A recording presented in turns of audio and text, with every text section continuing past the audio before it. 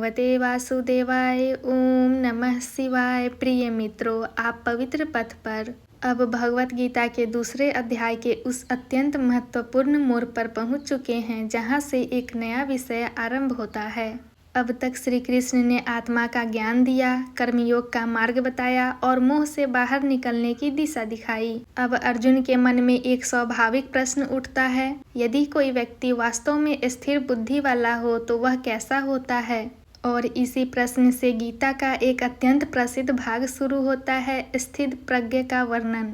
श्लोक 53। जब तुम्हारी बुद्धि वेदों और विभिन्न मतों की विरोधी बातों से विचलित न होकर समाधि में स्थिर हो जाएगी, तब तुम योग को प्राप्त करोगे। मित्रों, यहाँ श्री कृष्ण बुद्धि की अंतिम अवस्था का वर्णन करते हैं। संसार में अनेक मत है, अनेक विचार है, अनेक शिक्षाएं हैं। एक व्यक्ति कुछ कहता है, दूसरा कुछ और। कभी कभी इस सब विचारों को सुनकर मन भ्रमित हो जाता है। कृष्ण कहते हैं, जब तुम्हारी बुद्धि इन विरोधी मतों से विचलित नहीं होगी, जब तुम्हारा मन भीतर से स्थिर हो जाएगा, जब तुम्हारी चेतना समाधि में टिक जाएगी, तभी तुम सच्चे योग को प्राप्त करोगे। यहाँ समाधि का अर्थ केवल ध्यान की अवस्था नहीं है। समाधि का अर्थ है मन की पूर्ण स्थिरता, विचारों का संतुलन, भीतर की शांति। जब बुद्धि बाहरी शोर से प्रभावित नहीं होती, तब व्यक्ति भीतर से स्पष्ट हो जाता है और यही है योग की अवस्था। श्लोक 54। अर्जुन बोले, हे केशव, समाधि में स्थित प्रज्ञ पुरुष का वर्णन क्या है? वह कैसे बोलता है, कैसे बैठता है और कैसे चलता है?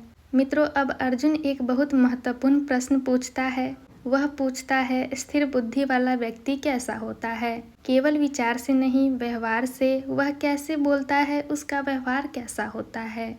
वह कैसे बैठता है, अर्थात उसका मन कैसे शांत रहता है? वह कैसे चलता है, अर्थात वह संसार में कैसे जीवन जीता है? मित्रों, अर्जुन का यह प्रश्न हम सबका प्रश्न है।